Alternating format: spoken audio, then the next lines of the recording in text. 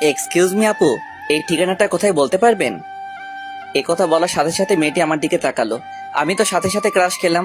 ওর থেকে চোখ ফেরাতেই পারছি না। মেয়ে তো নয় যেন একটা পরী আমার সামনে দাঁড়িয়ে আছে। এই যে মিস্টার, তা কি যেন বলছিলেন? আপু আসলে আমি এই শহরে নতুন এসেছি, ঠিকানাটা কোথায় যদি বলে দিতেন।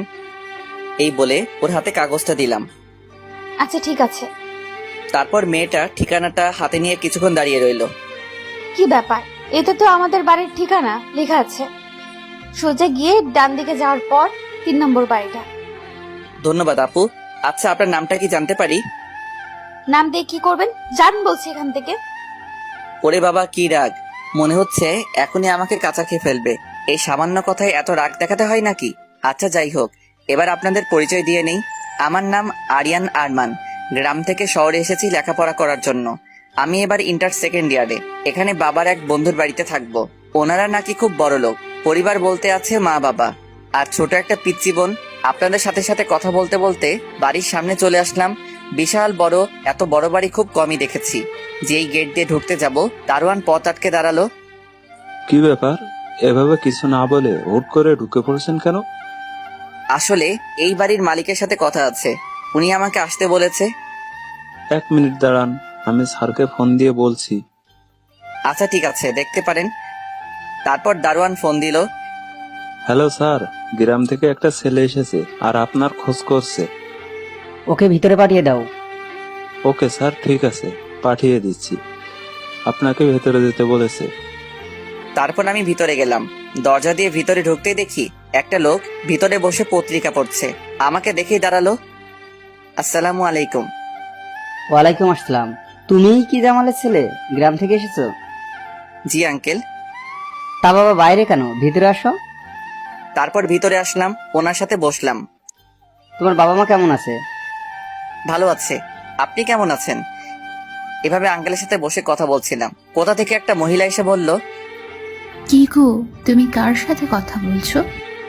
তোমাকে বলেছিলাম না বাড়িতে মেহমান আসবে। ও কি তোমার সেই বন্ধুর ছেলে? এবার থেকে ও আমাদের সাথেই থাকবে। ঠিক আছে, ভালো, যেমন তোমার ইচ্ছে। এখন যাও তো, ওকে ওর রুমটা দেখিয়ে দাও।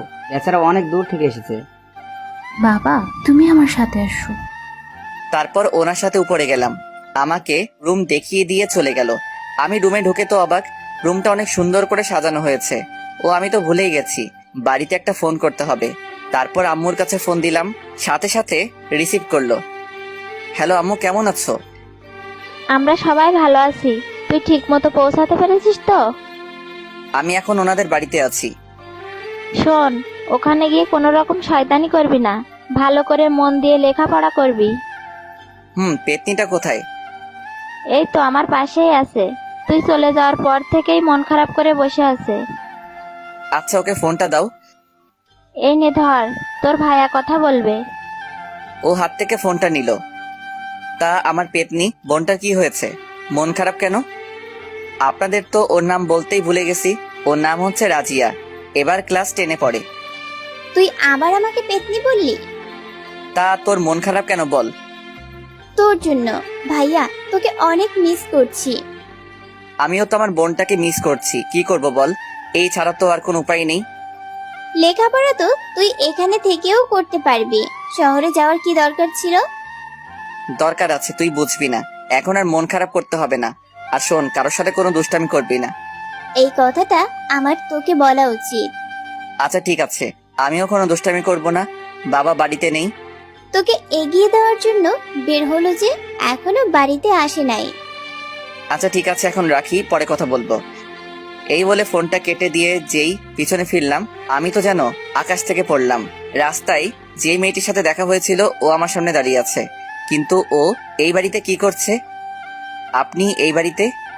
আজব তো, আমার বাড়িতে আমি থাকবো না তো কে থাকবে? আপনার বাড়ি মানে? কই, তখন তো কিছু বলেননি।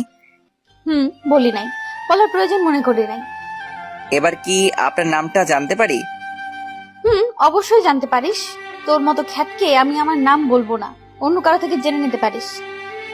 আচ্ছা ঠিক আছে। আপনি কথায় কথায় এমন রেগে যান কেন? চুপ, বেশি কথা না বলে এখন নিচে আয়, তোকে ডাকছে। এই বলে চলে গেল। না, মেয়েটার দেখছি অনেক তেজ। না, এর থেকে দূরে দূরে থাকতে হবে। তারপর আমি ফ্রেশ হয়ে নিচে গেলাম।